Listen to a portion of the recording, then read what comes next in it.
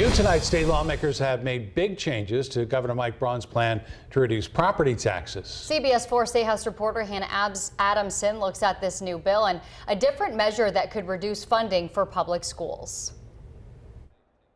Last week, several city and county officials argued that Senate Bill 1 could take away funding for essential services.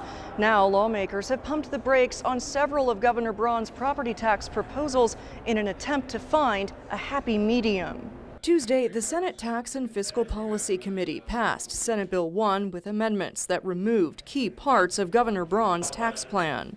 We just think there's a fine line that we have to walk to make sure that we are careful to be responsible to the local units of government and at the same time provide some relief to taxpayers. The original plan would have increased homestead deductions for Hoosiers. Now that provision is gone. The original plan would have also capped yearly property tax increases at 3% for most Hoosiers and 2% for seniors. That provision also gone.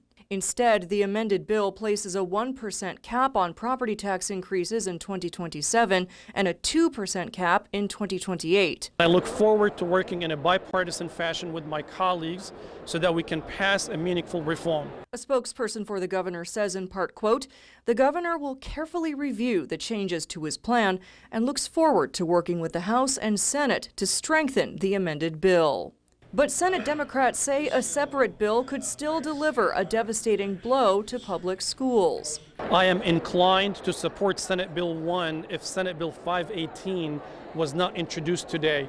The bill would require public schools to share property tax dollars with charter schools if certain criteria are met. State Senator Fadi Kaddoura says when you combine that with the potential financial impact of Senate Bill 1, public schools around the state could see $250 million fewer dollars. We heard very clearly from the superintendent of IPS, if Senate Bill 518 moves forward, hundreds of employees have to be laid off from IPS, school closures will happen, and students will be impacted. Although several parents and charter school advocates expressed support for Senate Bill 518, most of the roughly 50 people who testified didn't. The consequences of SB 518 are devastating. And I want that money to stay in the public school system that we currently have right now. We have been asked to do more with less long enough. There were rumors when we got to town that IPS was a bad school district. We have found